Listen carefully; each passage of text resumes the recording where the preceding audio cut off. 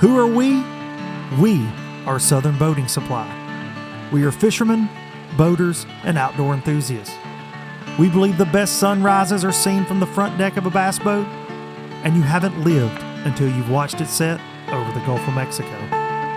We love paddling a kayak to unknown waters, hoping to get that one big bite in the skinny shallows, and breaking ice in a duck boat long before daylight, hoping to be rewarded with a strap full of mallards. We also believe in doing business the old school way, where a handshake means more than a contract and a man actually stands by his word. Where customers get put first in customer service, and where the word corporate will get you sent straight to the swear jar. Where quality matters over quantity, and priority number one is making sure that every single boater enjoys their precious time on the water.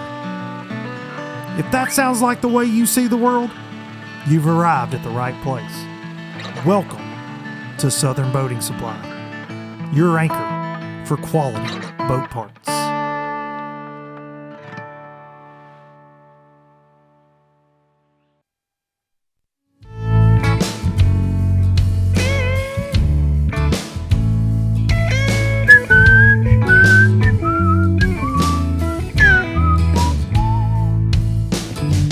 Damn these. Blues, it happens every night. Every old night. And I ain't never met a riverboat dealer that could ever be a friend of mine. Nope. The summer heat never treats me kind. It leaves trouble on my mind. So I'm bidding farewell, putting in my notice, and I'll see you at another Sweet. time. This highway does not know my name, and I don't Nope. care. No, I don't care. Headed my way for another place, and I got 3 good times. Right to the hook right here. Just a white line gypsy getting out of Mississippi with just enough gas to get there. Low budget live, the not so live variety from the Low Budget Live Bar and Grill. And this is the podcast for April the 8th. And this is the highly anticipated podcast that has been announced for Monday, April the 8th. And I appreciate all you low-lifers tuning in, and maybe a few new low-lifers, and maybe some people that don't even want to be low-lifers, but you're now a low-lifer because you have joined this lowly bunch here, and they are a loyal and a wild bunch here at Low Budget Live, but that's what the listeners and the viewers of this program refer to themselves as, and I appreciate each and every one of them. All right, couple things. Been I was kind of quiet on social media this week. I was traveling in South Carolina for Southern Boating Supply. Had some great meetings over there, and things are happening, man. It's beyond amazing to me how things are coming together, and it's a lot of work, but man, it's a lot of fun. So again, I want to say open today with thanking each and every one of you that have been so supportive, whether that's a boat builder, a boat dealer, individual boaters, fans of this show, people I see out and about. Everybody has a lot to say about it, and it's all positive. So greatly appreciate it. We're going to have a lot of products very soon to show you what we've been working on. So thank you to each and every person out there for the support on Southern Boating Supply, SBS. Can't wait to show you some things very, very soon. So I was very quiet this week, but social media was not. Those 3 letters, FBD were everywhere. They were there everywhere more than FFS was this week. But then there were 3 other letters, TAA. It was 47 boat little club derb where people paid $5,000 entry fees, no forward-facing sonar, no 360. Mr. Alan Brooks put it together. I was on the list to fish, me and several more friends of mine, and it was one of those deals. I thought it was going to have a lot more boats than it did, but I also had some conflicts this week come up, so I could not attend. And but I'm grateful for Alan that he did push through and he had the event. Chris Johnson won the event. There were some heavy hitters in the event, big names, former Classic champs, Elite Series champs, FLW Tour champs, big names, Anglers of the Year in the mix.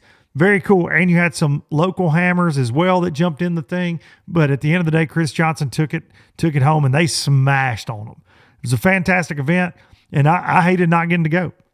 I'll be honest. It looked like a lot of fun, and I hope it does take off for Mr. Brooks. He's kind of stretching his neck out there doing this thing. Doesn't necessarily have to do it in life. He's very successful, and I know so many of y'all watched it. I saw my buddy Joey Cifuentes. He went live all 3 days of it, had somebody streaming him live in his boat on his Facebook. I was in the comments some when I could. So much fun, man. And it just seemed like an overall good vibe.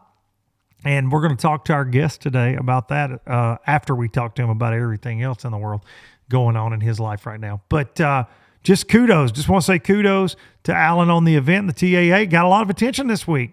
A lot of attention. A lot of bass fishing media was actually boots on the ground. People that are actually in the industry were there covering it. It was fantastic. There were some people that covered it that didn't need to be covering it, that didn't have anything to do with it, or even anybody to talk to about it. But lots of, I saw Anglers Channel there, Bass 365. There were a lot of heat, man. A lot of heat coming off of that thing. And we'll see. We'll see. I think it was, I think it's got a place, just like I said, the MPFL's got a place.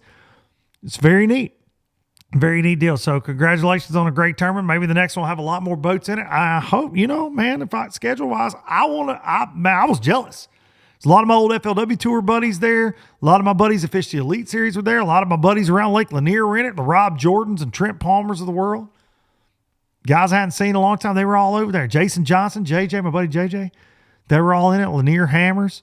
And it looked like a good time. It looked like a good time. My buddy Sam George, so many folks were in it, and it looked like a fantastic event. Everybody had a big time. From who I've talked to, all positivity coming out of that. So congrats on that. Something else I want to touch on before we jump on this guest here. The Bryan New Andrew Upshaw situation, the Bryan New DQ. I did not mention that last week because I forgot. A boldface forgot. I got called out on a couple times. Man, you're biased. You're only going to talk about the MLF. It had legitimately nothing to do with that whatsoever. I had some comments on that, and after I actually uploaded, I was like, damn it, I forgot. It wasn't even on my list of notes, man. There was so much to cover between the Classic and all the Watson stuff, and I don't know. And I'll be honest, I just don't really have an opinion on it one way or the other. I think it sucks that Bryan did what he did, which he apologized for. I don't think you should ever mess up a fish's bed on purpose. And I like sight fishing. I like catching them off the bed. So maybe that's a little hypocritical. Maybe, I don't know, whatever your opinion is on that. But I do think that kind of sucks. He admitted to doing it, but then he said he came back to try to fish for the fish later and it was still there and he couldn't catch it. So, I'm really kind of indifferent on it. I've seen a lot of things I wish people could have got DQ'd for over the years in events. But I think too, though, that, none of us were there. I don't know what the story is. I've not talked to Upshaw about it. I know he did a video on it, and again, it's from the horse's mouth. So I've not watched his video. I like Andrew. I've known Andrew a long time, but I think the angler that it bugged actually didn't protest, and then Andrew protested is what I've heard. Again, hearsay. But I just want to say I did not talk about that because I only supposedly talk about MLF. That's dumb. It's a dumb take from dumb people. But I want to say that just didn't touch on it. Didn't really one way or the other. Had Bryan not been in the wrong and he got DQ'd, then I would think that sucked. Does the punishment fit the crime? I don't know. But it was an interesting situation. Bryan apologized. Bryan admitted what he did, stirring up the bed, which like I said, I do have an opinion on that. I think that sucks. And I've known Bryan New for a very long time, known Andrew Upshaw for a very long time. Like both of them, I don't know. Didn't avoid it on purpose by any means. Let's thank some people real quick, and then we're going to jump into this thing. Gill Fishing, the folks at gillfishing.com want to give you a gift for spending $100 on their website. Get you a new rain suit, get you a new sun shirt, get you some sun gloves. It's warming up out there. If it's still cold where you're at, get you a Fitzroy jacket. Amazing down jacket. Lots of goodies on gillfishing.com. And right now, the gift specifically for low lifers is a Voyager backpack. Amazing deal. Spend $100. Use code LBLGIFT at gillfishing.com. Pro Guide Batteries, ProGuideBatteries.com. They rolled out their new chargers. They're all available at ProGuideBatteries.com. Fantastic charging system. Man, I went, Mr. Pate from Pro Guide took me all through that at the Bassmaster Classic Technology. It's really remarkable what they've done to go with their lithium batteries. It's a company that's been in business for 40 years. I say it all the time. They're not a fly-by-night deal. ProGuideBatteries.com. You can use code LBL10 to save you some money at ProGuideBatteries.com. Bait-WRX.com, bait-works.com, the exclusive online home for the LOB jig, which I have been absolutely catching them on lately. Been getting to fish a decent amount, and that LOB and Rooster in particular has been getting some bites. Hot Pocket, always a good choice in that as well. But you can use code Duncan10, Duncan10 for the win, Duncan-10 for the win at bait-WRX.com. It's mag draft season. Been cracking them on a mag draft lately. I love that bait. The Cole Shad's been getting a few bites. That Berkeley Nessie has been getting a few bites in my boat thanks to little Ryder Duncan. Bait-WRX.com, Duncan-10. And last but not least, hang the freaking banner, baby. That imaginary banner. The Bassmaster Classic winning aluminum bass boat. The Express X21 Pro LE is what I'm running this year. They just released their new H20, their first 20-foot model. Very affordable. Rated for a 175 Yamaha show. Just released at the Classic. Get on their social media. Check it out. Go to a local dealer. Ask some questions about that H20. Built to fit anybody's budget. It's going to run in the low 60s from top-end speed. Fantastic storage. The H20 is where it's at. Or get you that X19 or that X21 Pro like I'm running with the 250 Yamaha show. Check them out at expressboats.com. Express Boats, building excitement since 1966. And somebody else that builds excitement. Somebody else that always tells it like it is. They're always on it. Right, wrong, or indifferent. And this time, they're on the receiving end of their opinion, getting them kicked right to slap out of Major League Fishing. People can cheat. People can lie. People can do whatever they want over there. It would seem. James Watson, he made some hats that said FBD, Fishing Boat Docks. Fishing Boat Docks, indeed. He poked the bear. He got bit. They sent him home. No more career in Major League Fishing for this guy, but we're going to get to talk to him. I cannot wait. Been looking forward to this just as much as you low-lifers have. Ladies and gentlemen, James Mother Worldwide, not citywide Watson. Well, ladies and gentlemen, as promised, look who it is. The troublemaker. I mean, he is just all over the place. These three letters. Who knew, James, other than FFS, what three letters could be more damning in fishing than FBD? James MF and Watson is here. This Fishing Boat Docks is more popular than ever. More popular than I could ever imagine. Being from Table Rock and Lake of the Ozarks, dude, you know I fish boat docks. It's year round. Yeah. Never Center stop. Hill, I want to select Fishing Boat Docks. That's right. Autographed it and all. You did. The spoon jacking. Look at this good shirt Cody come up with. I love it. Fishing boat is red, white, and blue. All American. Yep. American as apple pie, Fishing Boat Docks. It goes hand in hand. And listen, the comments that I've been seeing on social media, there are a lot of people that approve of Fishing Boat Docks. It's pretty popular. It's pretty popular. It is not, however, popular to some people, James. Let's kind of talk about, I think obviously everybody knows the press release went out on Good Friday, which was convenient right before your Easter weekend. Happy Easter. Happy Easter. Here you go. Here's a little Easter egg for you. I can't handle these three letters. See you bye. From Mr. Duckett himself. So you and I like to catch people up I think a lot of people know how we got here, probably, but let's talk about that. So this podcast, you have always been brutally honest with me. We're good friends. You have called me on my crap. If you're like, hey, you're wrong. That would be called me. Yeah, and I've told you, and we do that. That's been our relationship. We hold each other accountable. But over the years, when I had criticisms of the Bass Pro Tour and different things, you'd call and go, hey, you got that one wrong, and here's why. You came on the show multiple times to talk about it from all angles. Yep. When there were changes, you've kind of been the go-to. You have defended them multiple times on this very show. Yep. But fast forward to last fall, yet again, changes were made, and this announcement came about the format changes, and you and many other anglers disagreed with it. Yep. You disagreed with it a little more publicly than everybody else did on this show because that's who you are, right? Yep. And then you took it a step further and started really promoting the fact that you like to fish boat docks after though, and you are, to set this up, former military. Yep. You are proud to be an American. You're proud of the right to speak your mind, freedom of speech. And you were fined for words you said on this show that were just your opinion. Now, did we use crazy language? Did we? Whatever. Yes. I always do.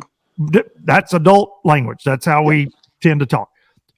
So you were fined, though, very much for your words. That's how it was laid out. It was how was it exactly worded? I forget the email that everybody got. Basically saying making disparaging comments about the leadership and the league, and violated rule section 7 A, B, D, and C, or something to that effect. And you guys all sign that when you pay entry fees, but you are paying customers, which was my point to you that day on the show. You're paying. I'm 100% guilty of violating that rule. Yeah.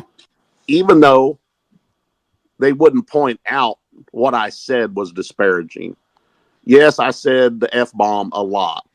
I probably called Boyd some names, but nonetheless, they can arbitrarily pick and choose what they find disparaging.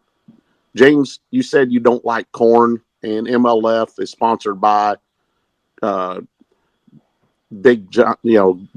Green Giant Corn Company.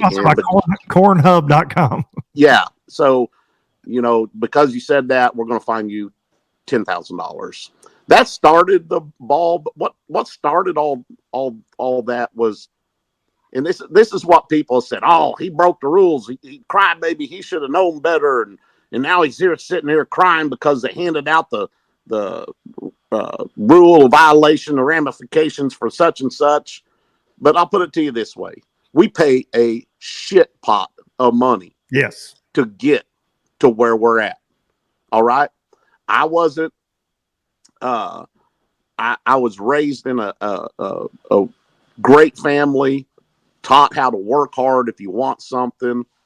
My dad did not give me a boat when I was growing up. I did not go to college. I did not do some of the things that a lot of the younger guys are privy to nowadays.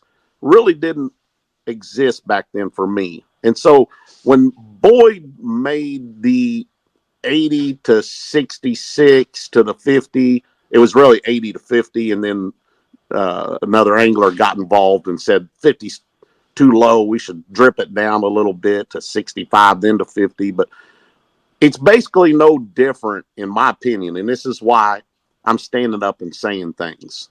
For one, if the Bass Pro Tour went away tomorrow, I would be heartbroken. All right. Even with everything I've got going on. Organizationally, we would not be good for fishing. We need the BFLs, the Toyotas. I don't think we need the invitationals. I think that's probably the most damning thing to the Bass Pro Tour. No disrespect. I'm going to cut you off. Okay. A million times. They should have never bought the BFLs, the Toyotas, and the FLW Tour. That was when the damning started. They didn't need it. They didn't need it. You're right. We had a good product. Yep. Didn't need it. We had a good product.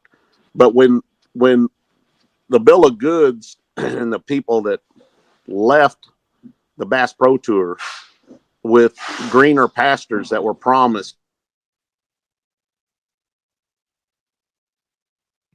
all that took place, we were sold a bill of goods, and that's the bottom line. We all supported it and believed in it, and it didn't take long for a few anglers to see through what Boyd's really trying to do here. And it's a business, and he's running a business, and he doesn't care how it affects me. It'd be no different if I was a postman and tomorrow the postmaster comes in and says, hey, the post office little crazy clown truck that you drive around to deliver mail in, James, we're going to have to park it. Here's your bag, load your bag, and you're going to have to walk your route. And by the way, not only are we changing that part of your job, we're going to ask you to continue doing a great job on foot, and we're going to pay you $10 less an hour to do it. And we appreciate you. And if you don't like it, there's 400 other people out here that'll take your job. I said, okay, God, thanks. May I have another? That's what the general public doesn't understand. And that people are calling out and saying he knew better. Yeah, I did know better. And I can walk away with this with my head held high, that I pointed out the conflict of interest and the corruptness that I believe Boyd Duckett himself has inflicted onto all of us anglers. All 79 other anglers are affected by every piss poor decision that Boyd Duckett makes. Whether it's changing from the cups to the team series, or making them qualifiers, or moving the goalpost from 80 to 66, or giving Bobby Lane his career average, shouldn't have happened. Roster instead of 65. This is what the general public doesn't know when they said, well, if you don't like it, James, go fish somewhere else. Well, if it was just that easy, which I can go fish the Bass Opens. I can go fish this and that. I can go do this. But right now, my investment and on my label is I'm a Major League Fishing Bass Pro Tour. That's my title. And Boyd has ripped that title from me. Not because I didn't qualify, because he moved the goalpost. Good anglers like Shaw Grisby, Mike McClellan, Jason Lambert, these guys did not requalify under our rules. So for all the people saying, well, go somewhere else and play, I deserve to play on this investment that I made. And that's why I'm jumping up and down. And trust me when I say this, there are a ton of the 79 other anglers that are supporting me 100% and saying, thank you for saying it. I can't say that, and I can't publicly say thank you either, James. I can't do it because I can't afford a fine. I can't afford that. Well, and we said that. So when I talked about the fine on the show, and you and I talked about the fine, it was a scare tactic. They'd never been open about anything. We've heard stories of failed polygraphs and underhanded things happening. You had called BS was a whistleblower on a situation you got fined for many years earlier. We talked about that on that show during one of the events for breach of contract or whatever. They fined you $4,000 over something very similar, right? And I think the issue lies that those kind of things don't matter.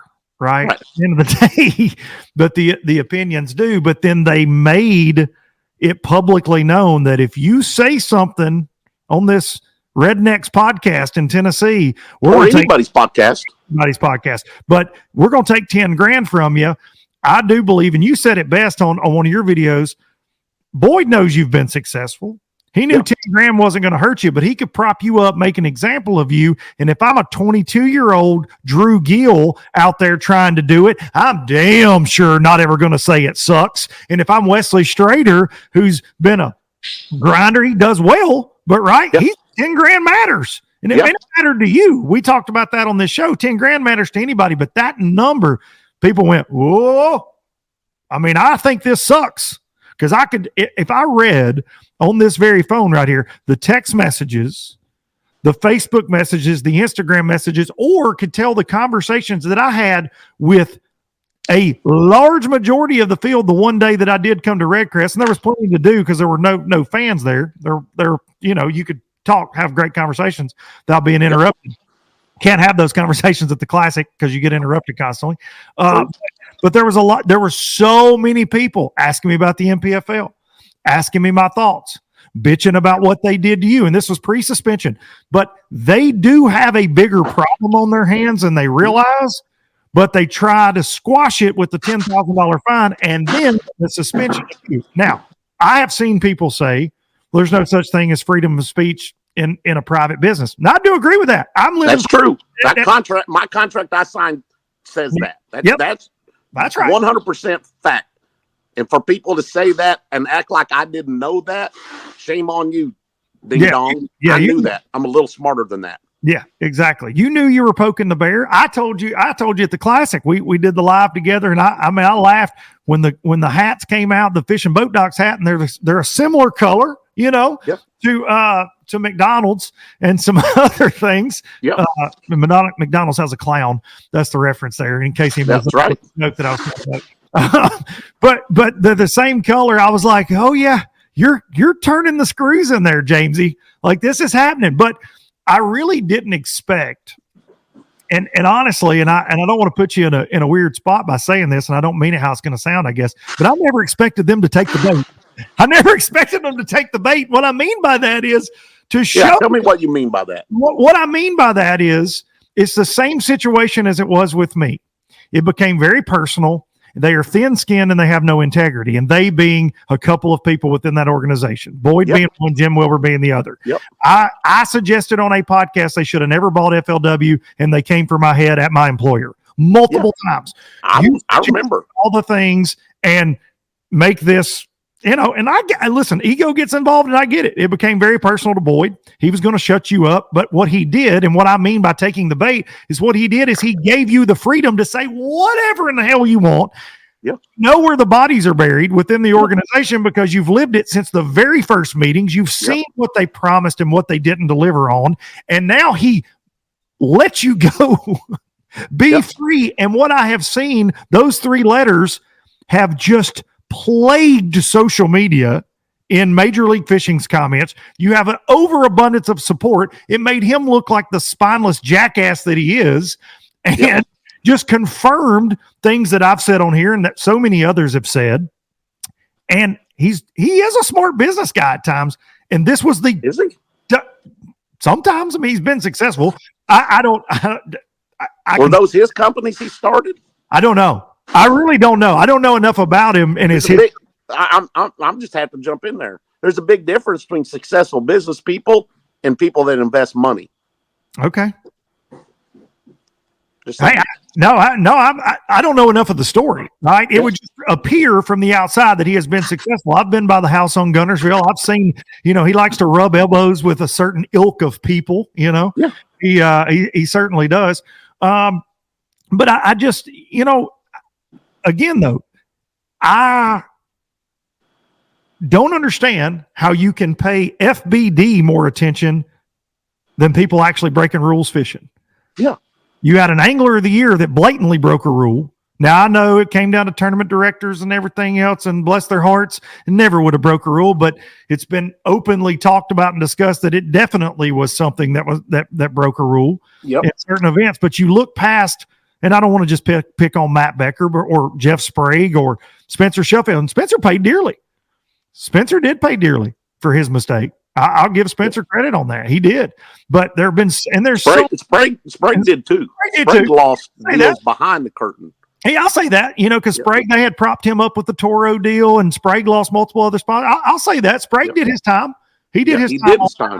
Yeah, he did his time. I'll agree with that statement. But there have been so many other issues that we've heard about behind the scenes. There were a lot of guys in that Cayuga thing that did get away scot-free, and Spencer was the only one that got nailed. But I'm saying the fact that all of that doesn't matter, but you making a shirt and a hat and making one video on Santee where you went post a video from the water in a tournament where you made the top 10 and you were basically echoing what the fans were saying. The footage is gone on the first 2 days. And you were like, well, since we don't have live coverage, and that struck a nerve. Yeah. That struck a nerve because you were told after that by Boyd Duckett that maybe your fine wasn't enough, correct? He did. The day after. Oh, by the way, any conversation that I've ever had with Boyd Duckett is one that I have to initiate. Yeah. He's never come to me because he's way above me. Yeah. No, He's way above all of us. He's above everybody. Yeah. He's important. He flies around on his carbon-free emission jet. And here's the deal, though. Ultimately, well, he can't really talk to you because he doesn't want to give talking points up for that popular podcast he started. What? That podcast. Sorry, I'm jumping around. No, hey, I'm glad that you said that too. And everybody, all your low lifers and non low lifers watching this, go watch the Duckett Exchange and let Boyd tell you his side of the story. Yeah, I mean, and Roger Goodell on the NFL has a podcast too, where he tells you his side of the story and why he does this. No, he doesn't. I'm just making that up. Because he's busy doing business. Business. Yeah. Business. Yeah. Yeah. So much happened in that conversation I had the Monday after I had drove home and got completely pissed off when the county called me to ask me if my banking information was the same so they could send me my $19,500 check. They said check, and I said, hey, how much that check for? And the guy said, right here, $19,500. And I said, oh boy, send it. And then 5 minutes later, another guy called and says, hey, there's a note on here that we got to keep $10,000. Are you aware of this? And I said, yeah, I'm aware of it. I said, but hold what you got. I said, I'm calling Boyd. And I called Boyd.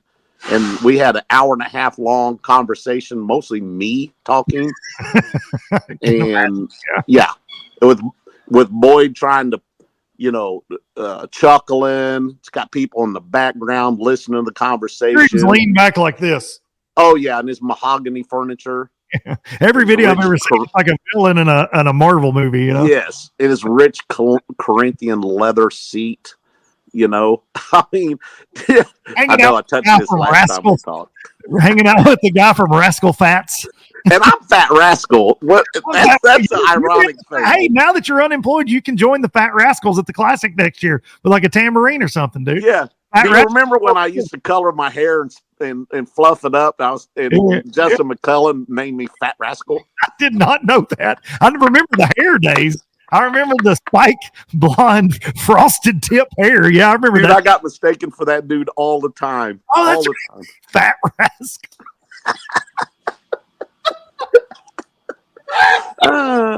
Oh boy. I never knew Justin McClellan called you Fat Rascal, but I'll never call you anything else.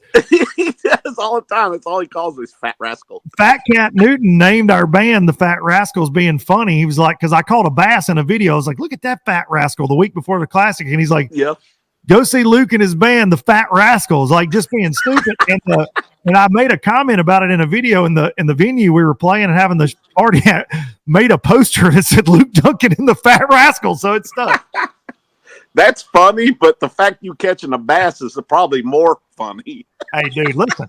I'll say this. I'll cut you off right there because there's people that my comment is always, well, you got to stir stuff up because you couldn't catch a bass. I'm like, yes. Yeah, that's exactly why I do all this. It's like those are the same people that were like, I said this last week too, that when they found out I had a job at TH Marine, which I had when I was there in 2005 when I started, after I left the FLW tour, they were like, he had to get a job because he couldn't catch a bass. I was like, well, yeah, well, actually, dumbass, I've worked here since I was 22 years old. I didn't start fishing the FLW tour until 2015.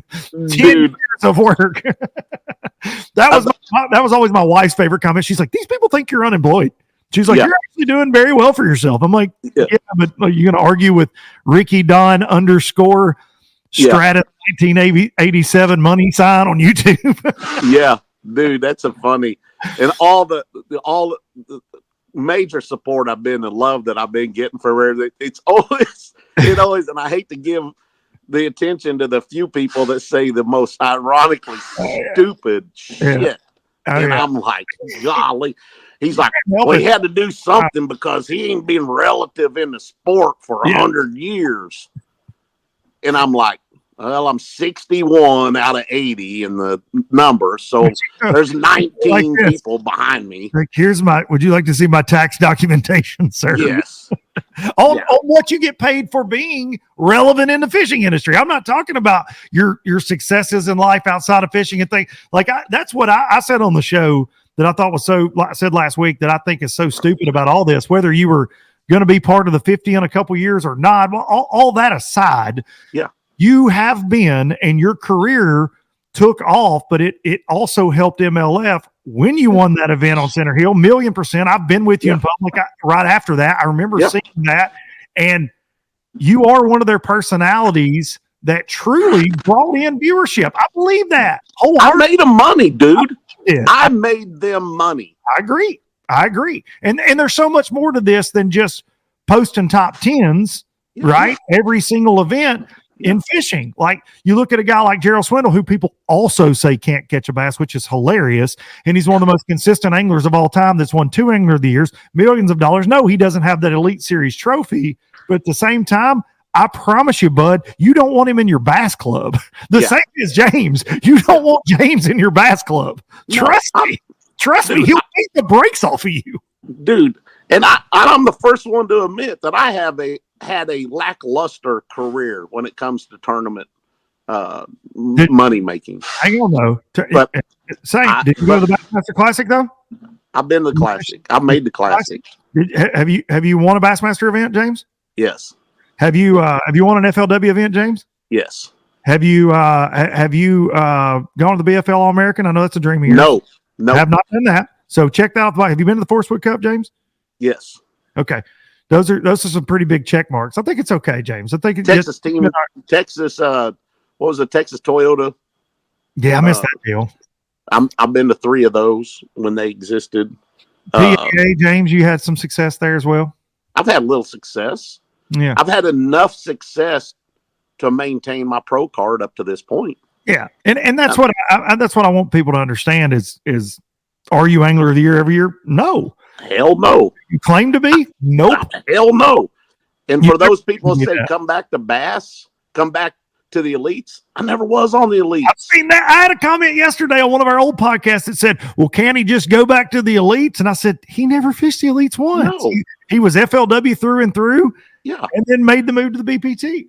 And let me be very clear to all the other hate that says he couldn't qualify for the elites. You are 100% correct with your assessment. There's no fucking way that I could ever qualify for the Bassmaster elites. I wasn't on the beat button quick enough, James. So we got it. That's the only one I'm dropping. We were 25 minutes in. It's good. Yeah. We made no way. Minutes with one F-bomb, dude. That's pretty good for us. There's no way. You know why there's no way? Because I don't have the ambition or the skill set to finish in the top 5 of the points. No way, shape, or form. Now, Luke, I will tell you and all these other people, if you was to just drop me into the Bassmaster elites, could I hold my own? Absolutely. 100%.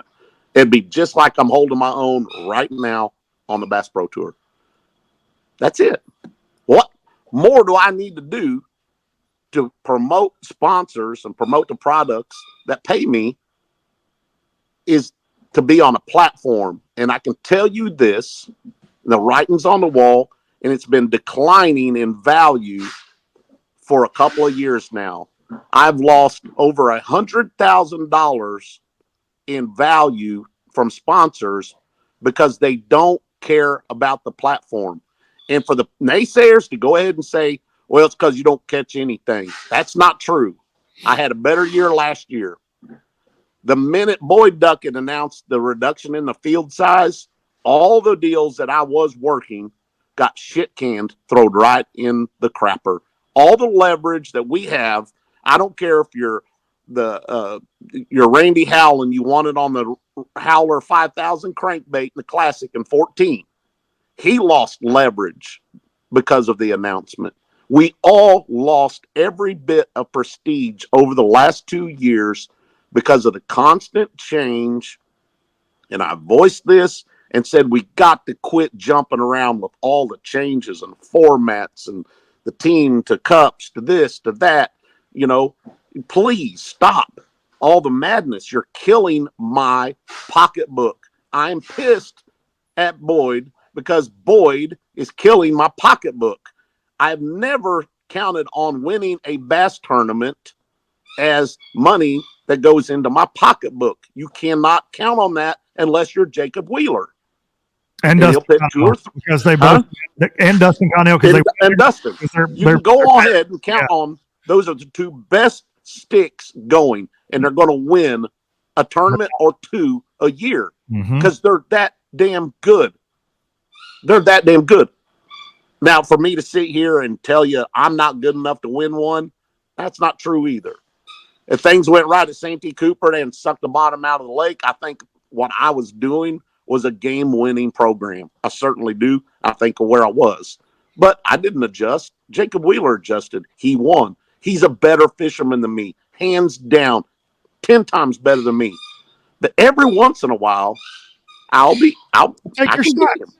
You'll take your shots. Yeah, you'll get your shot. Listen, that's what I said about the FLW tour. I was always, didn't set the world on fire winning tournaments, didn't set the world on fire getting checks. I tried to be great for FLW as a personality, right? I tried to represent my sponsors the best I could on and off the water. And like you said, though, I took a few shots in there. The years but listen, Scott Martin and Bryan Thrift and Jacob Wheeler when he fished, and guys like yourself and guys like, goodness gracious, the list, there's a long list. Wesley Strader when he was there and Scott. So those guys were going to beat me more weeks than not. Oh, absolutely. I would leave a sales job and drive to the tournament and start practice, and then I would leave the tournament and go back to work, and then the next FLW I'd show up. I didn't fish a ton, but it was like I knew that going in. I was just grateful for the opportunity, and that's where you were at with the BPT, in my opinion. And you had invested heavily in it from the beginning. Those select tournaments you fished, the one you won, those weren't free, right? You had to invest to be a part of that. Yeah, I got $45,000 invested in the selects when they stood them up. Exactly. $45,000. Yeah, that's what buy in. So on the TV show, the original MLF TV show, the original shows were the owners that bought in the cups.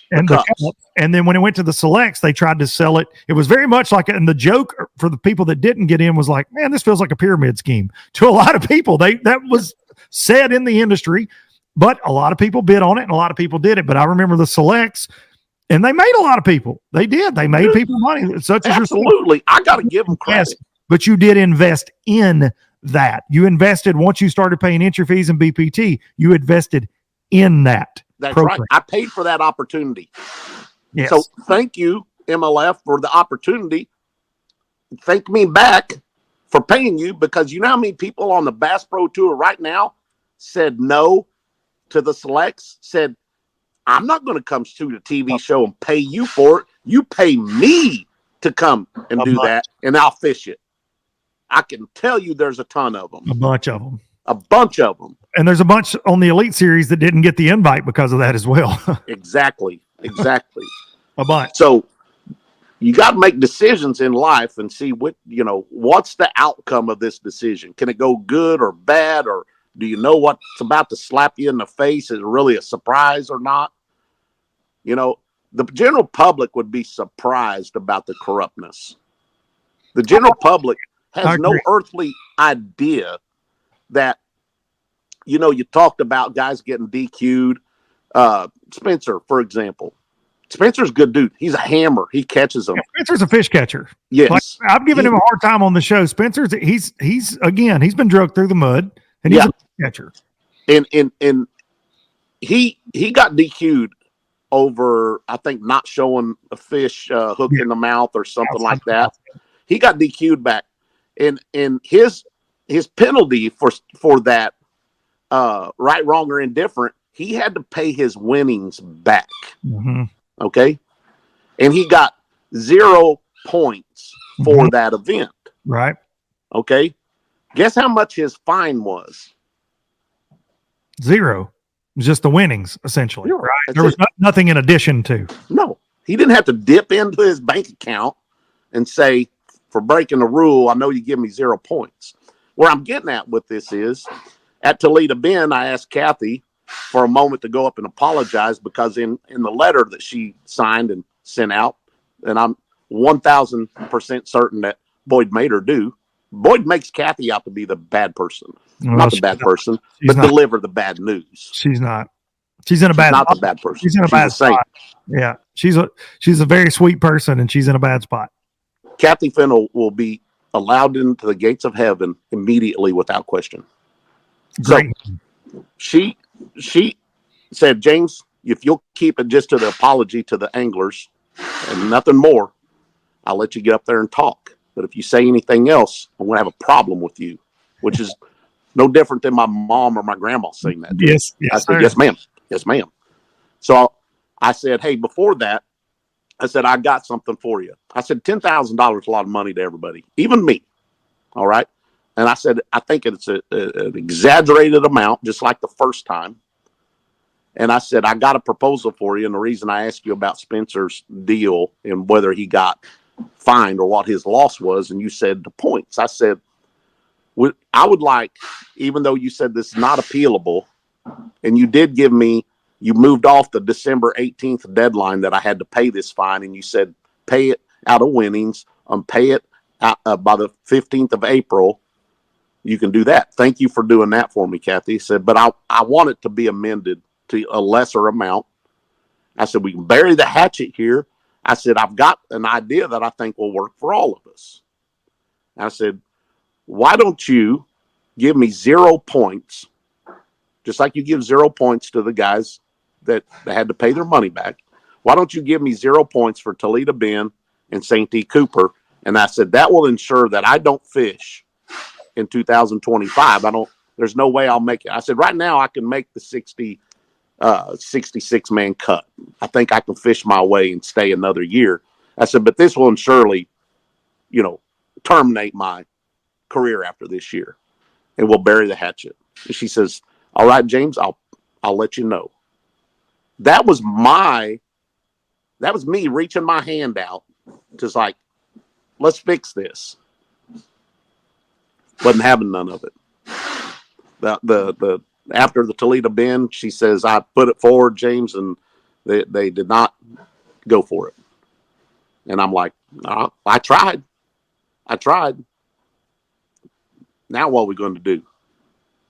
Now General Tire, who makes great products, been a big supporter of me, big supporter, and I want everybody, if you're thinking about buying tires, regardless of what you think about Boyd and MLF, buy General Tires because they support good people. And they support the fishing industry. They support the fishing industry. Yeah. And I was asked by General Tire at St. D. Cooper, James, calm down. We got a big investment with this company, and we need you to calm down. I said, yeah. I said, yes, sir. I'll do that. And he says, just do it. And I said, are you firing me? And he said, no, I'm not firing you. I'm just saying you need to calm down. I got a big investment. I want to protect it. I said, yes, sir. I can follow instructions. And said, we got things to talk about and stuff in the future. We got to make it to the next event, and through the next event at Red Crest, we'll see you there. Not a peep come out of me between then and the Red Crest. And this is that video about the live coverage and all that. Yeah. Yeah. Yep. So, I'm not crying about things. I'm fully aware of the consequences. There is, unlike the Bassmaster's Code of Conduct, there are violations 1, 2, and 3, and there is a menu a la carte. Like your first offense is 500, and your second's 15, and your third's 2,500 or something like that, and possible banishment from fishing. Ours doesn't have that. Ours has got what I call the Boyd effect, which means whatever the hell Boyd pulls out of his ass is what he determines your fine was going to be. Like being on the lake during off limits when he was on the lake crappie fishing at Gunnersville during an off limits, and then he just had to go sit on the dock for a little 10 bit. minutes. 10 minutes. 10 minutes. 10 minutes, sits out. I mean, nobody was worried about him winning, but I'm just saying, like, still, he violated a rule that had anyone else broken. Well, maybe they might have done something, but he just, I don't like that. You know, and I've talked to multiple anglers and I've multiple sponsors. See, that's the thing too that I need people to understand. You know, whenever I get so passionate about what's going on, is I do care. I care about all these guys because so many of them are my friends and I know what they go through. But I care about it from an industry side too. I've been in this for almost 20 years, and I do know how things work. And I am one of those, I will say, an insider. Like, I'll pat myself on the back on that. Absolutely. That was narcissistic, wasn't it? It was narcissistic, right? I get called a narcissist sometimes, James. Was that narcissistic of me? No. Okay. I really look up the definition of narcissism. Yeah. Well, But I think that to me, it's I've just seen so much of it. And I want to say this, talking about being on the inside, I've seen what they have done to anglers, but I've seen what they've done on the other side to sponsors. And I can talk about this now because I'm no longer affiliated with a certain company. When they bought FLW, prior to my video, I watched what they did to like Costa sunglasses. Costa had an enormous deal with FLW. I know what it was to the penny. I won't say it here, but I know what it was. They said, hey, new sheriff in town, we're not doing that anymore. You're not paying enough for what you're getting. Okay, bye. Out the door. That cost anglers money. TH Marine had a 5-year deal. They were 1 year into as the title sponsor of the BFLs. 1 year into 4 years. Very significant amount of money. Yep. Very significant. Astonishingly high amount of money. Guys, you're not paying enough. We won't double that amount. And you know what they did? Yep. They got nothing out of it. Yep. Very little money. Very little money. They walked into Ranger Boats. All but feet propped up on the desk. You guys have been running the show around here for years. The official boat, we're going to need XYZ from you guys, or we're not going forward as the official boats. And they said, okay. I heard that straight from the horse's mouth inside Ranger. Well, all of these I did, right? Like all of these were from the actual people. And that's what I say. Like, these aren't things that I just only, I mean, I have a lot of opinions, don't get me wrong, but these are facts. Like, these actually happen. And so when I made the podcast that they shouldn't have bought FLW because they actually ended up screwing it up more and they needed to be focused on the Bass Pro Tour, they tried to get me fired.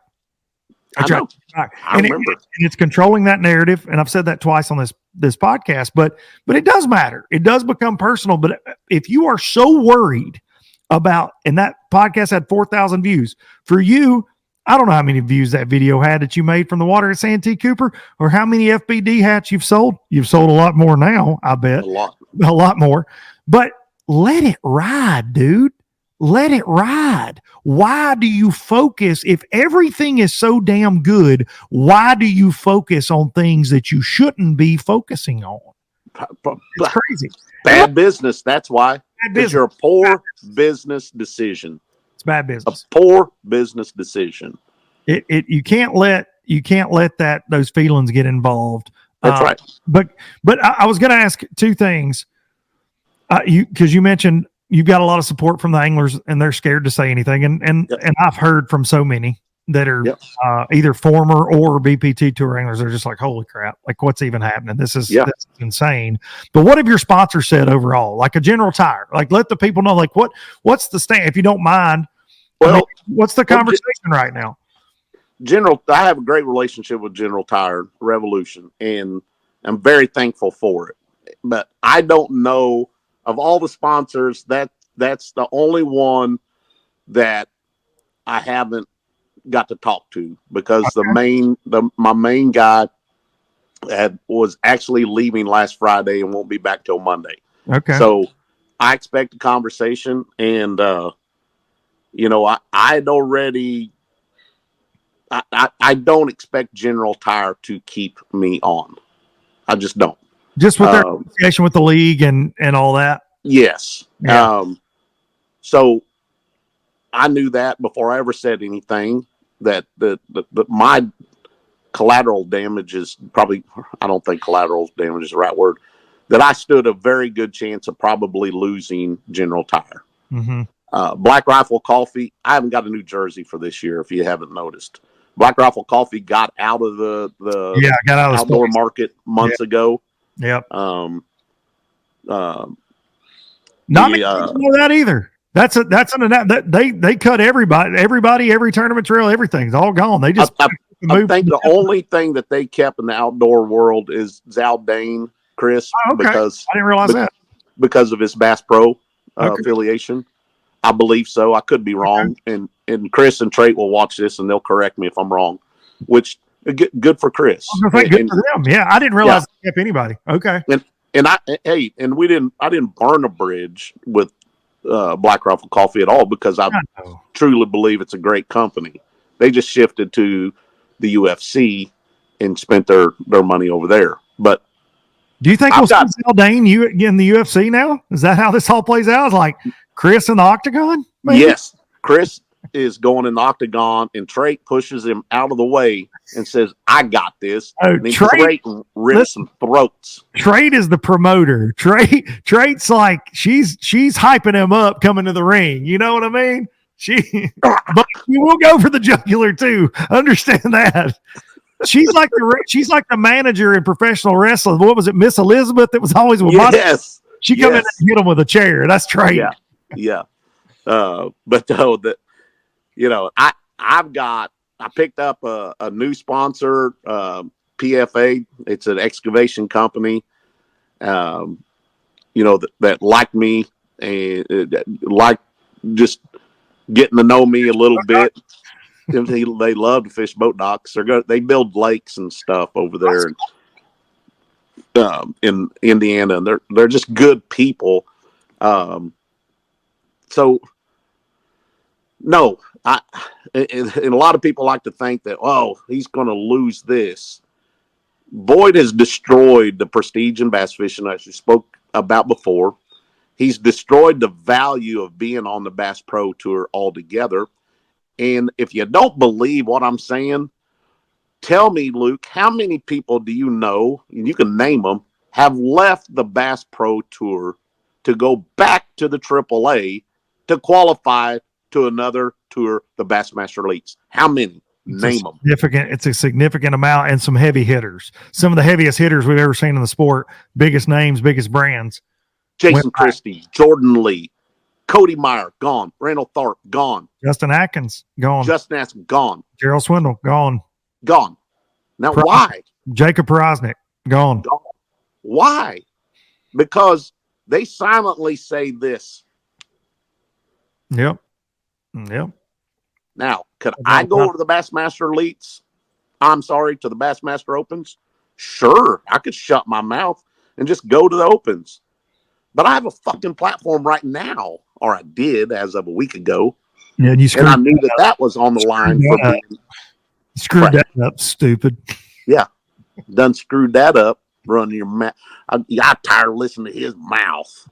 Well, my mouth is the only thing that makes me any damn money. Same, buddy. We were one and the same. God dang. Hey, and you know what? I'll say this. A lot of people enjoy what we have to say, James. And we're grateful for that, man. We're grateful for that. I'm here to entertain folks. That's it. And if I can teach you how to tie one knot. I don't know how you entertain anybody. Well, it's from my good looks mostly. But yeah. Your frosted tips, you fat rascal. My frosted tips. I'm a fat rascal. But what can I teach an angler out there? How to tie a polymer knot. That's about the only knot I tie. I still tie braid to fluorocarbon with a uni knot. I don't do the FG knot. I ain't got time for that crap. I ain't got time for that crap. I don't sharpen hooks when they get dull. I throw them in the trash. You throw them in the lake. Yeah, I do. And they'll rust in a fish's gut. So I do. Shut up, Luke. God dang it. I'm sorry. You're going to make people say, I knew he serious. We've had such a serious podcast. You and I, this is what people need to know about. James and I have had some very serious conversations in life, but James and I both obviously love to laugh. And like, we have always had this big back and forth in life, and it just feels really weird being this serious. We've been, I had to break it up a little bit, as you were. I want everybody on your podcast to know that I know for a fact that Luke Duncan throws every used plastic worm right in the lake. Am I lying? I'm like, Luke, we got a Walmart sack here. I got a Mountain Dew bottle. Just put it in this Mountain Dew bottle. Don't throw it out there. It'll swell up. A brush hog's going to be this big around when we come back to fish here. That's Todd Castledown that does that, dude. I don't do that. Fat dad. That's stupid fat dad. So, oh boy, stupid dumb Todd. Oh God, he's probably he's waiting on you to make a live with him. I know he's excited. He is very excited. He's very excited. Did you know that we had a signing agreement? Dave Dudley, JT, Poche, and Stephanie Hempfield from the MPFL. Oh yeah, all signed an agreement with a entertainment production company to shoot a reality full swing made for Netflix or Apple TV show this year. I did hear about that. Yeah. And they had to have a little bit of cooperation or permission to use likenesses and so on and so forth. Did you know that Major League Fishing? What? Am I there? I lost tap. Did you get a Snapchat that was interesting? What are you doing? No, I don't do the snatch tap. I'm surprised. Color me shocked on this thing was rolling, and another reason I wanted to fish another year was to shoot this reality TV show. Mm-hmm. For what reason? To make money, to show what we do and have a good time and monetize it. That's what I'm after. I want to monetize the fishing, and the production company could not negotiate any support from MLF after hours and hours and hours of talking and this and that. Supposedly MLF didn't want any kind of negative publicity to get out to the general public. That's controlling the narrative. So the opportunity to be a big famous TV star for Dudley, Poche, Stephanie, JT, and I got shit canned because MLF. Can we talk about the fact Dudley on Netflix? I just talked to that. That would be. I just talked to Dudley. I did too. We spent about an hour together at the Classic, man. And actually, he punched me. This is legitimate. David Dudley was telling a very passionate story about some stuff going on, and he punched me in my chest as he was telling it, and people around us thought there was an altercation. He was just telling me a story. It was just a typical Dudley story. And he gave it some gusto, but he center mass punched me telling a story, and people were like, "Is everything okay here?" I'm like, we're good. We're just catching up, old friends. Just old friends here. Yeah, I did know about that deal. I talked to JT about it for a pretty good bit last year, and then Stephanie as well, because I actually linked them with Stephanie through NPFL, and that's too bad, man. That's too bad, because when I do watch the full swings, and I watch the I forget what the Point Break, the tennis one, something like that, I think. Or, how about the Wrestler? The Wrestler was a good they're one. all great. Yeah, they're all great. And the NASCAR, when they just did NASCAR Full Throttle, was fantastic. Like, bass fishing does need that. Yeah. It doesn't. And the fact that other than Stephanie, 90% of the people involved, that 99, whatever, I went to county school. I don't do math. We're involved with MLF. That's just stupid. If allegedly that didn't work out like it should have. That's because I wonder what happened with it. I never have asked you about it this year. Well, it got squashed. That's smart. That's genius. Well, I mean, the world could have known all about bass fishing. It could have really give us some leverage as anglers to outside the industry opportunities. The league itself could have garnished attention, and it all wouldn't have been negative.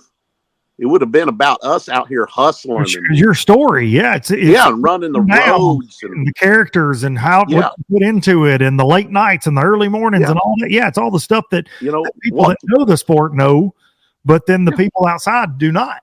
Right, and they'll see us like, man, you get a whole bag of sunflower seeds from point A to point B, and interesting stuff like that. Yeah. The show got canceled. Nobody watch you eat sunflower seeds. What are you talking about? Dude, there could have been so much. It was such a great opportunity that was sitting in front of us. And again, it's just another what Boyd felt was a good business decision on his part to protect his image. So where are we headed with all this? What do you sincerely as an angler, and you've had a week to think about this, and we couldn't record right after it, and I apologize to the folks. Everybody wanted the James Watson exclusive immediately, but we both decided you were busy, I was busy, but I already had a guest lined up, Kyle Patrick, last week, and I didn't feel like it was respectful to him to go, hey, you're booted for Watson, because we had already scheduled it. And and that young man just had a top 10 in the Classic, and it was fun talking to him. But truly, take emotion out of it. Where do you think the Bass Pro Tour is in 3 years? Does it exist? I think it's going to be the old FLW Tour all over again. And I think the 50-man Bass Pro Tour is going to go away, and it's just going to be the invitationals. You think the invitationals just kind of absorb it? Oh, yeah. Yeah, and it might be a 100-man field. It might be a 150-man field. But the bottom line is, I think that the league wants to get their 80-20 paybacks back in check. And, let's face it, they got to run a business. I can't. It's one thing to talk about the leadership and how they run their business, but for the business to sit there and tell you, oh, we're not doing this. We're profitable. We're doing good. We're not hurting financially one bit, but we're going to cut this field back to 50 because that's what the sport needs to grow. I'm like, what? To grow? You just eliminated 30 positions. That's not growing. But meanwhile, hey, high school and college kids, please come Get your mom and dad to buy you a new boat and truck. Grow the sport, but not. Yeah. And do all this. And oh, by the way, the invitationals, we're going to keep them running because we only do it like an 80% payback. So that's their business model. Why do you think the college get a berth, a college dude, gal, guy, college student in a college team gets a berth to the Red Crest, the All-American, the Girl Scout that sells the most cookies for the year, the Toyota champion, Toyota Series champion, and all the invitational winners get a berth to the Red Crest.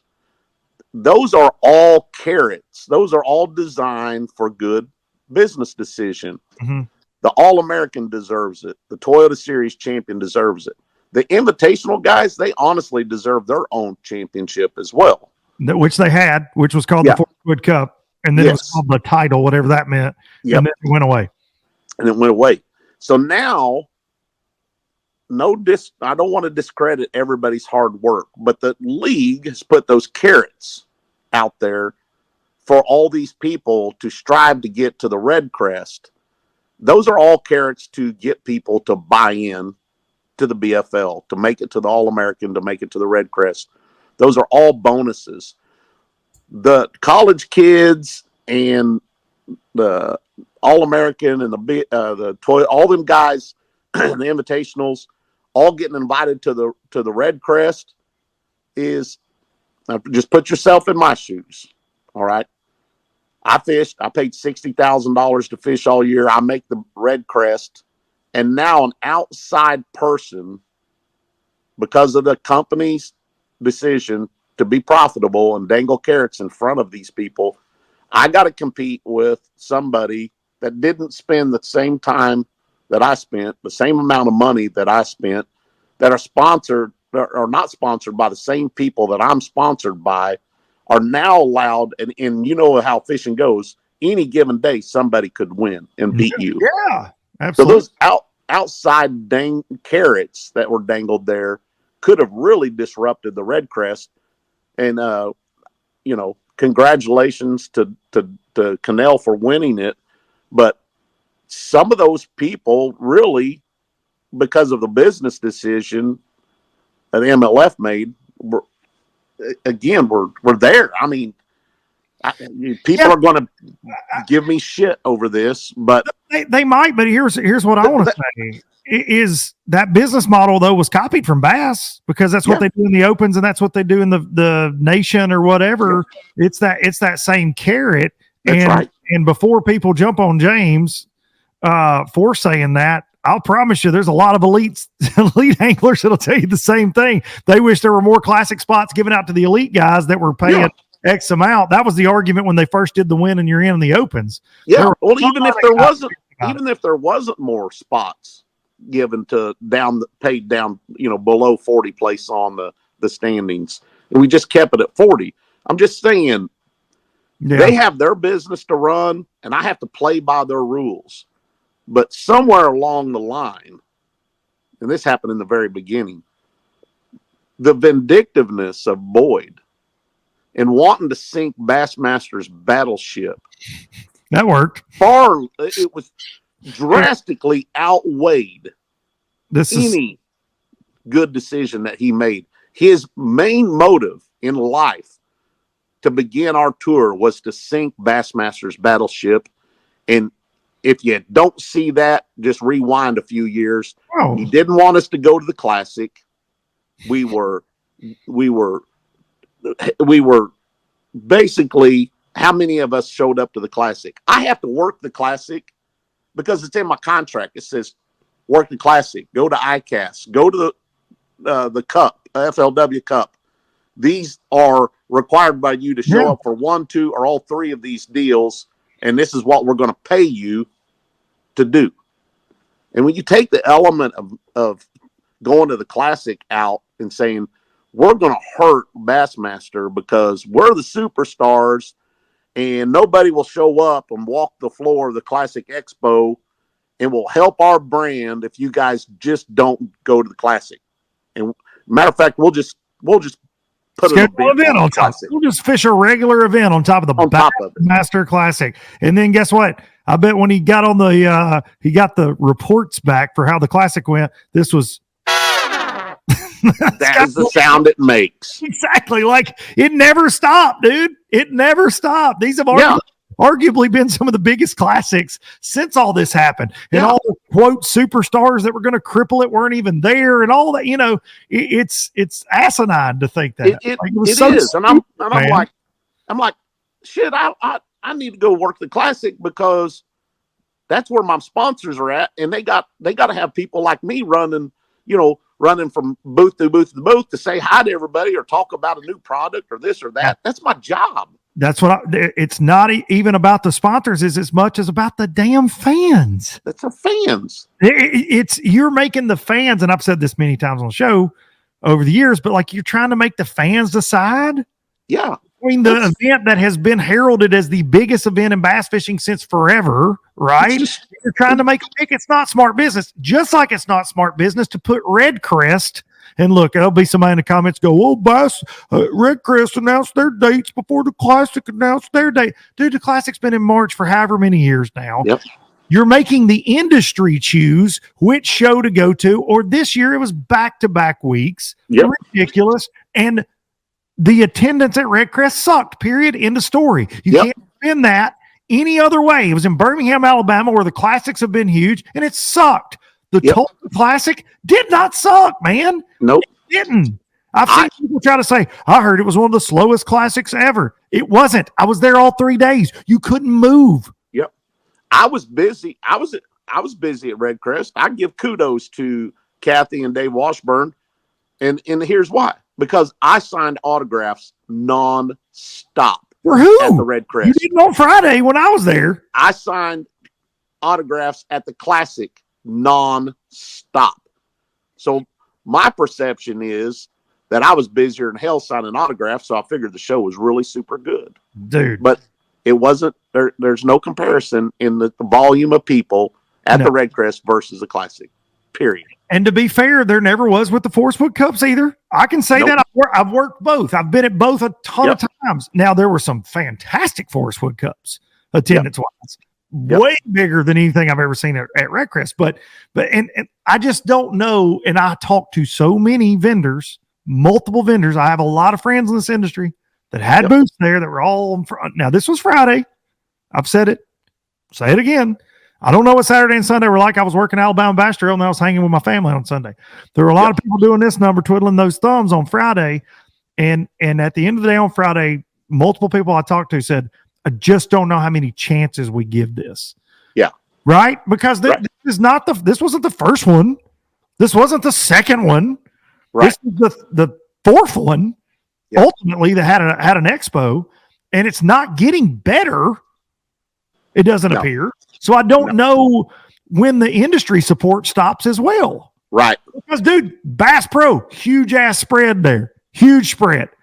Every boat company, huge spread. Accessory companies, huge spread. Some tackle stores, big spreads. They rolled out the red carpet. Yeah. There just weren't many people walking on it. Right. So I don't know how long that can go on, man. And again, I don't want to see it fail. I just do not understand what's got to happen. And I feel bad for the anglers because, dude, Dustin Connell right now sitting at home looking at his trophy, and he didn't give a damn how many people were at the expo. No. But if that keeps happening, they're not going to be able to continue having a Red Crest, in my opinion. Right. I wonder how much longer even Dustin and Jacob, are going to hang around. I think they have to hang around because when your career average per tournament, I think Jacob's career average per tournament since the Bass Pro started is like $30,000 or $35,000 per tournament. Yeah, it's insane, man. I think they can't, so you have they can leave. Yeah, they'd be stupid to leave. What are you going to do? Go fight through the opens? Yeah, it's crazy. It's absolutely crazy. But I also said this last week. If you are Dustin and you are Jacob, who are the top of the food chain over there, and you think it's okay what happened to James Watson, when it's your turn in the barrel, and it can happen, if you speak up, if feathers get ruffled, you gotta wake up that this is not okay. So, do you think that Boyd will still be in charge of this if it survives in a couple of years? I don't know why anybody with any part of the board haven't been jumping up and down on Boyd's head, trying to protect their investment, saying you are now relieved of your duties. We need you to do X, Y, and Z instead. We are now putting somebody else in charge because this is going in the wrong direction. Why is that not? Why is it not taking place immediately? Why is Boyd Duckett going on Iconelli's podcast in Thanksgiving or Halloween and said, if anglers have a problem with me fishing the Bass Pro Tour, I won't fish it anymore. And then when the attorney at the MLFFA advises him that it's a poor optics for you to be fishing, maybe you should not fish. When other anglers like myself have asked him, it's poor that you're fishing, it's a bad optics on things, you need to not fish. You know what he says? He says, why would you deny me of my enjoyment? That's what he said to me in a text message. Why would you enjoy me or keep me from having joy in my life? And it's absolutely ridiculous. The decisions that he makes is a conflict of interest. The sides in the behind the scenes that he takes is a conflict of interest.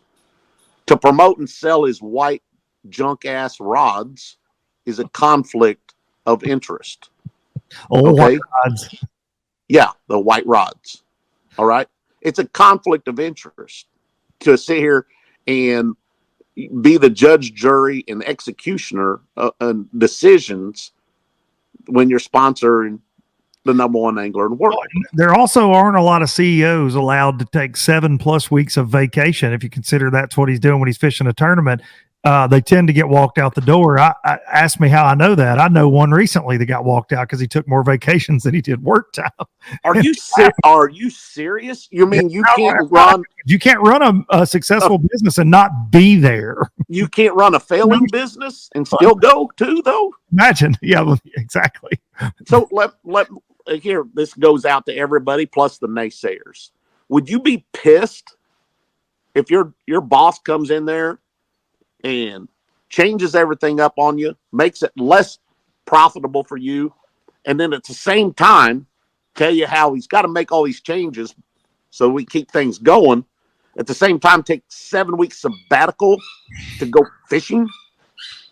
I asked Boyd personally in a text message numerous times, dude, focus your efforts and be a CEO and spend that time observing the content, observing social media, observe live, watching anglers, make the product better. Go put Jim out on the street and make him go sell some more stuff. I put him somewhere else other than the street. Yeah. I mean, do something. You're firing basically 35 of us in the next 2 years. Would you please try to save our jobs? You owe that to me. I paid you to do this. I have kept myself out of the bottom 5 to stay in this job. And until I'm kicked out, I'm going to tell you how I think you're screwing things up in a nice manner first, and then let you go ahead and trash me financially and in my career. That is a chance that I took. But why in the world? He said this to me on the telephone. Don't you think that it's important that I'm out there fishing with you guys and seeing the action and in the basically like in the trenches with you guys? And I said, absolutely not. That's his most ridiculous shit I've ever heard in my entire life. And you're a freaking moron for even saying that you think that that's a smart thing to do. I said, Bill Taylor came to every one of the tournaments and he'd shake your hand and wish you luck and tell you to go out there and catch them and do well. We'll see you back in here when it's said and done. And then if there was a problem, you'd come in and Bill Taylor would say, hey, come over here. I got to talk to you. Hey, James. Come on over here. Yeah, we got to talk about this. Somebody said that you told them to go fuck themselves. Come here. Now, I don't like to use that kind of language. I said, well, Bill, the guy cut me off. The guy cut me off, Bill. So what? I told Boyd, I'm like, Boyd, it doesn't make any sense. We need you to make our product better. We need you to go in the production trailer and be a CEO. We don't need you fishing. We don't need your help because you suck at fishing. I said, you are a terrible fisherman. And I said, you haven't requalified for. Dude, he did win the classic. He did win the classic, bro. I'll give him that. He did. But he hasn't caught a bass since. And I've caught at least 5 more bass than he has. Do you know that the PBT, the professional bass, whatever it is. Is that they went and voted? Is Biscuit going ham in the background on a squeaky toy? No, that's Cody's dog. I figure Biscuit. He's just making Biscuit answer toy. So, they voted for Boyd to get a salary. Maybe last year or maybe it's this year. I don't know. But Boyd is getting a salary. So Boyd fishes for free. Yeah. Wouldn't that be nice? I have to spend. Okay. Yeah. I have to spend $40,000 in entry fees, to do it, good for you. I thought it was cool that Boyd and Gary played the game and sampled the product for a couple of years. But after that, the sampling's done. Go back there, sit in the booth and watch the production and make a better product. You owe that to us anglers.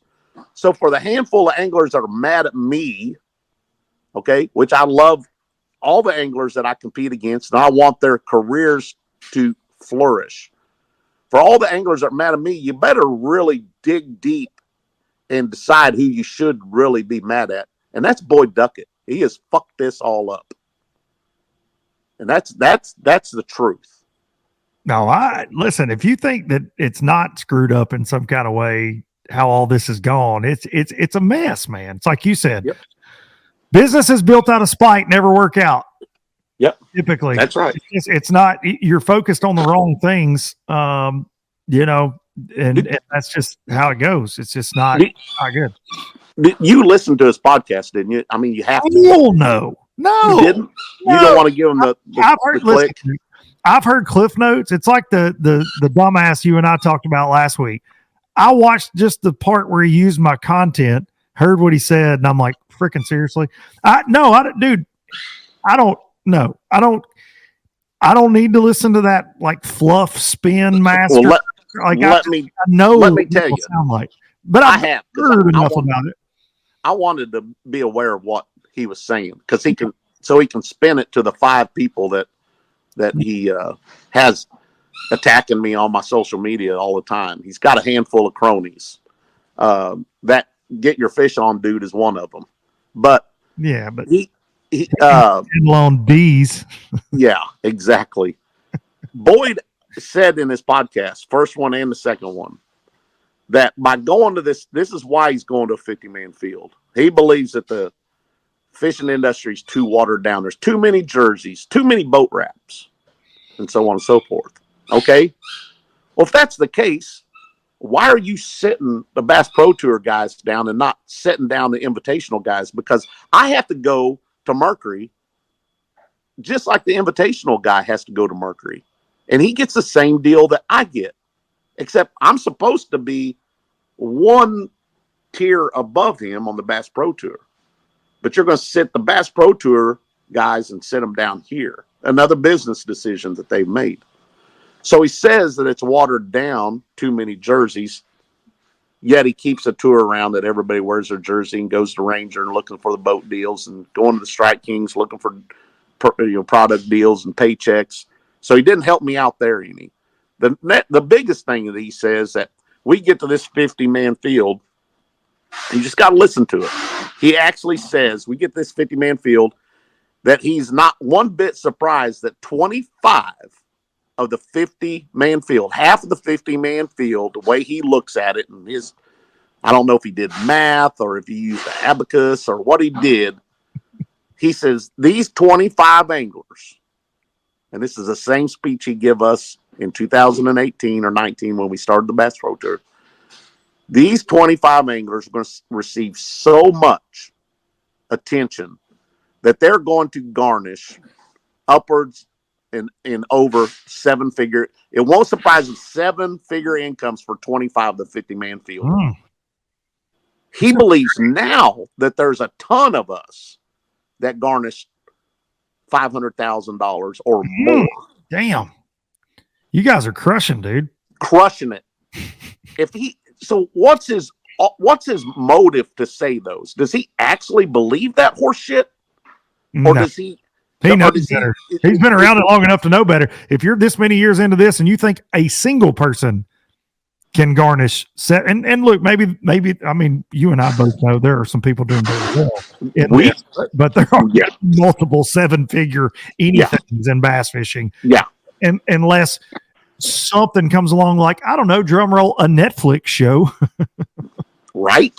I mean, really, that actually gets us out of our little bitty tiny tournament fishing bubble, right? Yeah. Or the Olympics. There you go. That's right. I invested in that. I invested in the whole deal, making it an Olympic sport and being on the USA bass fishing team. Guess who did not go to Portugal? Guess who got involved with the USA bass fishing team? Everybody can go back and look. Something changed. There's a lot of corrupt bullshit that happens. And for Boyd to sit here and believe that 25 of this 50-man field will garnish 7-figure incomes, where is that money coming from? 100,000 of it got swiped from my bank account over the last 24 months. So there's 100,000 of somebody's $1 million. I don't know. I mean, I can't even remotely, like I said, being an insider, behind the scenes guy and a fisherman and all this stuff over the years. Like, dude, I don't even know if remotely, like, you're not going to get that $2,500 sponsorships at a time. No, I mean, hell, I'm Patch's guy. I work for like 15 people to make the money I make. Hey, man, I always have. I mean, grateful for every one of them, but I'm just saying I don't ever see and I think that you're a guy that's provided a lot of value to a lot of companies you've worked with. Yes. And I don't think your ceiling was 7 figures. Hell no. Like, not in this. And you had a lot more non-endemics, right? Like, I think that's where it's got to come from for the most part. Yeah. And it's very difficult. Yeah. Very difficult. Yep. And I got that. Value. I got that from a platform that used to be halfway important. Mm-hmm. And it's been devalued and so on and so forth. These young anglers, I talk to these young anglers whenever I can, even before they hit the road and start fishing. Is like, guys, this is a tough way. I spoke to the Drury bass fishing team, back in January, I think. Rick Emmett was my boss at Bass Pro. Shout out, Rick. Rick's a good one. Yeah. I said, let's talk about how you're going to make a living. How many of you want to be a professional bass fisherman? You're on this team right now. How many of you? And 7 or 8 of them said, that's what I'm here for. I said, all right. Let me ask you this. How you going to make any money? How you going to make any money? I said, if you think you can go out here and secure you a full truck and boat wrap for $12,000 and hit the road, I said, you'll still need about $28,000 to get your entry fees. So you better get you 2 more and a half of those $12,000 sponsors just to pay your entry fees. Now, when you go win a tournament, you'll get that money back, but you're not ahead. When you finish 11th place in all 7 tour events, you've made $70,000 and you spent $60,000 to make that $70,000. You're $10,000 ahead. How long is that $10,000 going to last you? So you better be thinking of how you're going to do it, because the big companies, the Strike Kings of the world, are less interested in tournament finishes than ever before. Yes. When Arvin Smith won the All-American in 1990, I think it was, Lou Treat and Arvin Smith were a hammer team that you had to compete against if you were around Bull Shoals. They worked for Ranger Boats. Arvin said, somebody asked Arvin, what are you going to do with that $100,000? Arvin said, I'm going to build a house. And by God, he did. He built a house with his $100,000. You win $100,000 nowadays, you're going to profit $40,000 for that win. And how hard is it to win? Super, super hard. So you can't do it on tournament winnings, guys. You cannot do it. Brian Thrift can, Dave Dudley can, Jacob Wheeler can, Dustin Cannell can. Those guys can. No disrespect to the Bassmaster. Jason Christie can. That's less than 5% can make it on tournament wins. What are we going to do? What are we going to do now that we don't have a platform that anybody respects? Oh, I know. I need to shut my mouth because all I'm doing is hurting the league.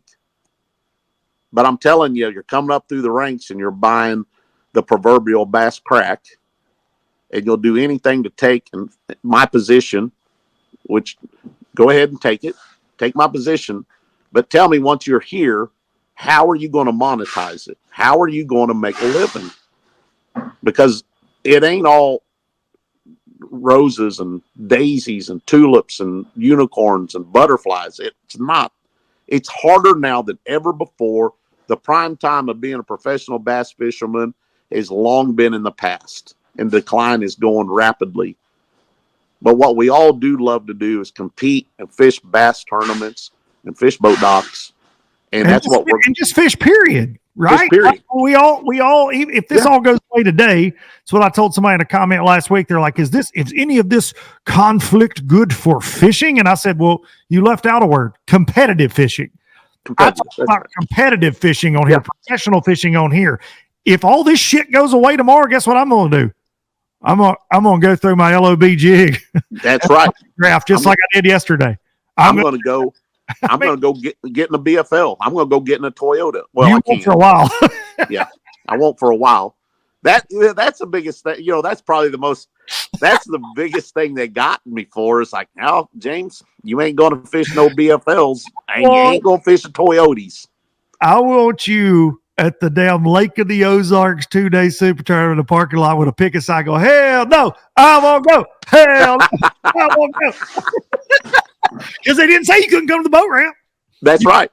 FBD, that's right. One FBD sign and one hell no, I won't go. Yeah. How about I just go to the Toyota Series next week where a bunch of my buddies are fishing and just go watch the weigh-in. Sell some merch. Dude. They're one of my new Fish and Boat Docks shirts. If you don't set up on your tailgate at a Toyota Series event. Selling this shirt. That shirt. And if I don't listen, I got an FBD shirt at the Classic, but if I don't get one of those, I'm going to order one. I like that one. Fish and Boat. You should. Fish and Boat Docks. Hey, before we go, and dude, I appreciate the honesty. And look, again, I want everybody to understand this. I know James beyond all of this very well. Known him for many years. Consider him a great friend. So I am a little biased. I'll say that. I'm a little biased. But that being said, he is not whining. James knew what he was getting into. He's not complaining about being suspended. He knew where all this could end up, dealing with who he was dealing with, for sure. I think we all did, especially after the fine. We knew this could go a lot of different ways, right? I tried to fix it. I tried to fix it. I tried to make amends. And I'll say this too. I did a live a few weeks ago that you were supposed to be on, and it was after Santee Cooper, and you called me right before. You had just talked to Boyd, just gotten off the phone with him. You said, I absolutely cannot come on there because I'm going to say something so damning, like I'm so pissed. You were very upset, and you said, I apologize to cancel on you. I know we were going to do it, but I'm not. We can't do that. And so the reason I tell people that is it's not just all about the show with James Watson, and it's not just all about running his mouth, and it's not like he does think about these things. And that night he could have came on here. I could have hit the big red button. We could have gone on YouTube Live, and he could have just for an hour hammered down, but he chose not to. He chose not to. Now, did he keep poking the bear? He did. And this is where we're at. James will be fine. This is not whining though. I have to say that. Let's end with this though. I want to know, because I talked about this a little bit before I had you on, the TAA. So I had signed up for it. Yeah. I had some conflicts, and then the field was ultimately smaller than I thought it was going to be. But I talked to Alan Brooks many times. I believe in what he's got going on. I like Alan. I think he's a very smart guy. But tell us a little bit. 47 boats. They handed out $65,000 in cash to the winner. It was the biggest the biggest club tournament in history, right? Yeah. With the field size. Yeah. What was the vibe? What's your opinion? How did it go? Dude, we had local hammers, Mark Harden. Yes. Just Millsaps. I mean, local legends in this deal. Emil Wagner, All-American champion. Rob Jordan. Yeah. Dude, lots of smiles on people's faces. Okay. Did we invent something new? No, nothing was invented new here. All it was is a guy saying, guys, if you want to throw all your money in, we're going to keep a little bit to pay a tournament director to bring his weigh-in stage, to take us off, to see us through. And we'll keep a little bit of money right there. The rest of the money, we're going to pay it out. And here's how we're going to pay it out. The reason we only got 47, we had 130 commit, just like you said. Yeah, I was yourself for one of them. On the list, yeah. We had 130 people commit, but what happened was like a trickle down effect. Call me when you get more boats. Oh yeah, I'll pay in. That kept happening, and because you can't lie to an angler when he calls and say how many's paid in. Well, 35 have paid in. Well, I ain't paying in. And that just kept happening. Right. But the tournament itself, well ran. We had a 4-hour drive around Monday. I left my house Sunday morning. I went to Annie Morgan's. I spent the night, Sunday night. We left Annie Morgan's Monday morning, went to Lanier. Okay, so now I'm gone 2 days. We get up, Andy and I get up. We fish Tuesday. We fish Wednesday. We missed the cut for Thursday. Wednesday night, I'm back in the truck, headed to Andy's, headed home. And the thought of not having practice, being on a level playing field with everybody, the forward-facing sonar was something that again that he wanted, and I think it's fine. I think it's great that you can have tournaments that you can use all the aspects of your Garmin unit except that. All right, yeah. I still use my Garmin's for contours, for depth, for 2D, and all that. But that was one of the stipulations too. We're going to do no practice, and we're going to do no forward-facing sonar. Who wants to go back to old school fishing patterns, conditions, so on and so forth?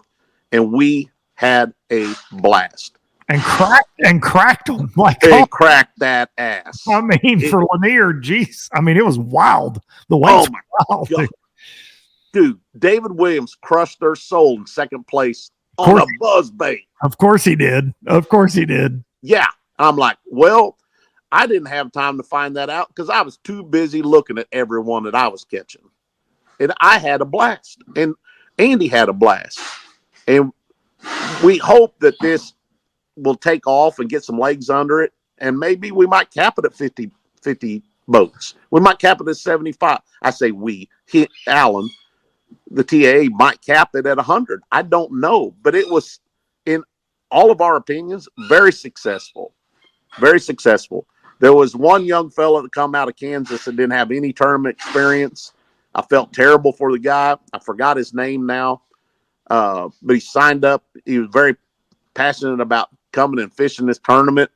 And unfortunately, he found out he was really way out of his league. And that was the only sad part that I found. And I didn't even have to share that with you, but it cost me to not fall asleep when Alan called to tell me that this young man had broke his rod. You know, he zeroed and he broke his rod. And I'm like, well, I broke a rod too, high sticking one, swinging it in the boat. He's like, no, he broke his only rod. And I was like, God dang it. Oh, and Alan felt bad about that. And when Alan told me that, and he said, man, this is really weighing heavy on my heart. When he told me that right then and there told me the character of the person that's doing this. Yes. And that's why I had to tell you that whole story. Yeah, for sure. The guy, Alan's very successful. He's a very successful guy. Very, very smart man too. Yeah. Very intelligent. He would like to see, he wants to be a part of the tournaments, of course, because he likes tournament fishing. But he'd like to see when the sponsors, and if we get the streaming up and stuff like that, and the sponsors come aboard and want to be a part of the product, that money's going to go into payouts. Yeah. It's not going to go into renting a office space and hiring a person to manage the office and dancing girls all around, you know, full time, you know, all that money, you know, look at all the money Major League, look at all the whining and dining we did at the selects. Oh man. And before the UFOLO event, they've got a sponsor event that they're going to do for the Bass Pro Tour. UFOLO, and they up the pay for anglers to come a week before the UFOLO and go to Texoma and do a sponsored event and wine and dine all of our sponsors. And they want volunteer anglers, no longer me, to, you know, they were going to pay you $2,000, and I think they upped it to $3,000 for you to come and take, you know, great company like Ferguson and their people, their top salespeople or general managers or whatever, take them fishing for a couple of days and have a tournament. It's a great concept, and it's a ton of money that Major League Fishing's spending to show their appreciation. So it's a business decision on their part. But man, I've seen some whining and dining. Dude, I've seen some whining and dining that I would not begin to imagine what that bill cost. Listen, I know big wigs at companies that were taken to the Super Bowl and PGA championships, just ensure sponsorships. That's all part of sales, whatever. I mean, I've entertained some folks too in sales, but yeah, there's lots of money that gets spent. There's no doubt about that. And that goes to, my new gig, new thing in life is with Southern Boating Supply. That's what I've seen is, man, like there's so many different ways to skin a cat, so to speak. And dude, you just see some obnoxious waste of money sometimes could go to better things like taking care of the right people. Different things that frustrate you over the years in business and learning. And I hope that I can always keep that at my, front and center, man. I do. And, well, dude, listen. What? Hey, I want MLF to succeed. I do. And as childish as some of the stuff that's going on and stuff, I don't want to fail. I don't think that I'm a bad business person. No. But I want my angler buddies, to be successful and the platform that they're on to be successful. But something has to change. I want people to show up I want 230 boats, I think, is the max of the BFL. I want the BFLs to be out there. It's a great product. It's great to get young guys, out there and fishing in the back of the boat. Same way on the Toyotas, the next level. If you make a little bit better living, step up to the Toyotas. I want to see all that be successful. But something about somebody's ego and leadership has to change. Mm-hmm. It has to change. And he has to step down and let somebody that knows what the hell they're doing sit him on the sideline and run the business so that it can succeed and all 80 Bass Pro Tour anglers can keep their jobs. Yep, I agree. James Watson, I appreciate your honesty. I appreciate your friendship, and never change, my man. I don't think you will. And I appreciate it. Keep FBD alive and well. I know you will. Fishing Boat Docks is popular, and it's just gaining popularity by the second. So never going away. They're building more docks all the time. We got to keep fishing them. Got to keep fishing them. Guys, check in on my merch page every once in a while because we're going to drop new stuff in. We got some boat decals coming, truck and boat decals that you can put right on the side of your boat and show the world how much you love to fish boat docks. And look out for the Karens because there's some Karens out there that do not like you fishing boat docks. There's one dock in particular on Gunnersville. You can go fish it all you want. All you want. His girlfriend may spray you with a water hose or something. I don't know. Oh my gosh. Or she might leak out confidential information on your social media page like she did mine. Yes. So, yeah. Which, by the way, Philadelphia 76ers president operations recently resigned because his wife was going on social media under other accounts bashing 76 players and staff. Yeah. Yeah. How ridiculous is that? It's amazing. There's a lot of ironies. And a lot of ironies. A lot of ironies in the fight. Indeed. Yeah. One thing's about it, James, I think you're going to be better off, my friend. I think life's fixing to get, I don't know where this ride's headed for you, but I know it's going to be, it'll be a wild one and it's going to be good. You're going to come out like I said it before. I said it last week. He just, I don't know. I just feel like he just dug himself a bigger hole, especially publicly with all this for the organization, not just himself, for the organization. It shows they have no integrity and thin skin. No. And it shows that sometimes even your best laid plans do fail. Yeah. And again, you got bit. That's right. And I reached out a hand. I reached out wanting to compromise this, or not compromise, but what's the word I'm thinking of? I wanted to find a middle ground here. But again, no call from King Boyd. Not one bit. He lets his minions. And if you don't think he ain't got everybody around there running scared and fearing for their job, think again. Dude, listen, he didn't call you back because he's too busy. He's on the front row. Look, dude, he's got his lighters. I'm out. He's singing those Fat Rascal songs, man. Yeah. I bet that bastard knows the words to Biloxi Blues, boy. Yeah, I know he does. I know he knows the words to that. Don't you lie, Boyd. You can lie about all that other stuff. You can't lie about that. Nope. He's just a white rod gypsy. White rod gypsy. A white rod gypsy. Gypsy, yes. You can write a song about that like Ben Ballou did. Dude, Ben Ballou's song. Hey, while I got you people, go check out my buddy Ben Ballou from Fishing University and his parody song he made about all the fishing nonsense. And if he can keep that going, he'll be one of the biggest freaking channels in fishing because it was epic. It was awesome. Miss Anna in the background going, what? Getting back to I'm watching 100 times. Ben that was good. Bass player for the Fat Rascals. The bass right. for the Fat Rascals. He is in the Fat He Rascals. is in the Fat Rascals. And next year, he'll be back in Fort Worth at the LBL Live.